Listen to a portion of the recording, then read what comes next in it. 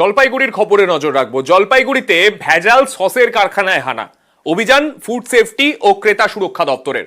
Seal করা হয় ভেজাল সসের কারখানা। শহরের বিভিন্ন দোকানে ভেজাল সস বিক্রির অভিযোগ।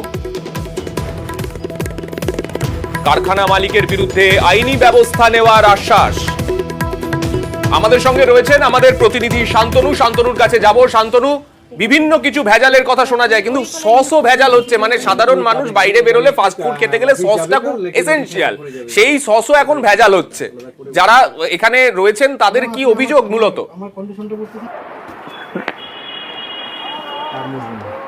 দেখো, গত এক মাস ধরেই কিন্তু খাদ্য সুরক্ষা দপ্তর থেকে কিন্তু অভিযান চালানো হচ্ছে। সেক্ষেত্রে দেখা যাচ্ছে যে মহকুমা প্রশাসনও কিন্তু ময়দানে নামছেন, বিভিন্ন যে খাবারের দোকানগুলো আছে সেখানে ভিজিট করছেন, খাবারের মান যাচাই করা হচ্ছে। রাস্তার ধারে যে খাবারের দোকান সেগুলোরও খাবারের মান যাচাই করা হচ্ছে। এবং এই অভিযানে গিয়ে প্রশাসনের আধিকারিকদের সবচেয়ে বেশি যেটা নজরে পড়ে সেটা হচ্ছে সসের বোতল।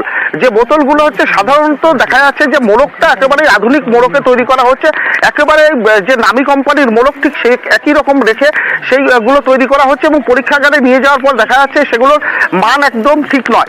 এরকমই ভাবে কিন্তু প্রশাসন গত এক মাস ধরে এগুলো কোথা থেকে তৈরি হচ্ছে সেই সূত্র খোঁজার চেষ্টা করছিল। এবং সেই খুঁজতে খুঁজতেই কিন্তু জলপাইগুড়ি শহরের, বলা যেতে পারে জলপাইগুড়ি শহরের মাঝখানে মিউনিসিপ্যালিটি মার্কেট সংলগ্ন এলাকায় একটি বাড়ির হদিশ পান।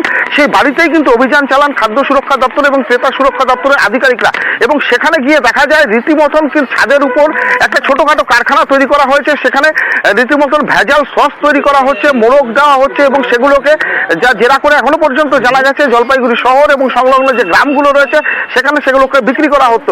এবং এই ঘটনা দেখার পর রীতিমতন কিন্তু যারা আধিকারিক উপস্থিত ছিলেন তারা কিন্তু পদক্ষেপের কথা জানিয়েছেন। সেই কারখানাটিকে আপাতত সিল করে দেওয়া হয়েছে। যে মালিক রয়েছেন তাকে তলব করা হয়েছে প্রশাসনের দপ্তরে। এবং পাশাপাশি তার সেফটি লাইসেন্সও যেরকম ছিল না, সেমনি একটি কারখানা করতে গেলে যা যা সরকারি নির্দেশিকা রয়েছে, যে লাইসেন্স নিতে লাগে সেরকম কোনো কাগজপত্রই ছিল না। বলা যেতে পারে অবৈধভাবেই কিন্তু এই কারখানাটা চলছিল এবং বছরের পর বছর জলপাইগুড়ি শহর এবং সংলগ্ন এলাকায় কিন্তু সস এরা সাপ্লাই দিয়ে যাচ্ছিল। তার ফলে যে ছাত্র ছাত্রী থেকে শুরু করে বিভিন্ন যে সাধারণ মানুষ রাস্তার ধারে যে খাবারগুলো খেতেন সেগুলোর স্বাস্থ্য কতটা সম্মত ছিল সেটা নিয়ে কিন্তু প্রশ্ন উঠেছে। এবং সেই যে সসের বোতলগুলো বাজেয়াপ্ত হয়েছে সেগুলো পরীক্ষাগারে পরীক্ষা করতে পাঠানো হয়েছে। এবং সেই অনুপাতেই কিন্তু যে ব্যক্তির বিরুদ্ধে অভিযোগ এবং যে কারখানাটি সিল করে দেওয়া হয়েছে বর্তমানে তার মালিকের বিরুদ্ধে আগামীতে সেই অনুপাতেই কিন্তু পদক্ষেপ করা হবে।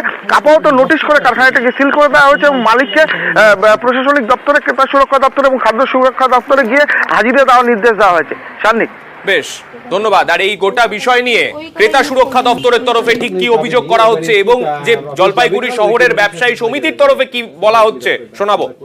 এখানে দেখলাম যে বেআইনি ভাবেই চলছে, ফুড সেফটির কোনো নিয়মই মানা হচ্ছে না। প্রয়োজনীয় লাইসেন্স ইমিডিয়েট করতে হবে এবং সেই ফুড সেফটির নিয়ম অনুযায়ী যা যা দরকার নিয়ম মেনে হাইজিনিক ওয়েতে এটা করতে হবে। এখন আমরা খবর পেয়ে তো এসছি, কিন্তু আশেপাশের এই এতদিন ধরে চলছে সেটা তো আমরা এখন জানতে পারলাম। বন্ধ করে দিলেন?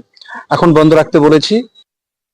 মানে আজকে আমরা ডিসিবিসি আমাদের একটা ভিজিট ছিল সব জায়গায়, তো আমি তখনই শুনলাম এরকম ওখান থেকে অফিসাররা সসের যে কারখানা জলপাইগুড়িতে একটা আছে যেটার মধ্যে কোনো কাগজপত্র ছাড়া এবং কোনো লাইসেন্স ছাড়া ওরা একটা করছে, এটা সত্যি অন্যায়। ব্যবসায়ী সমিতি কখনোই কোনো অসাধু কোনো ব্যবসায়ীর পক্ষে যাবে না।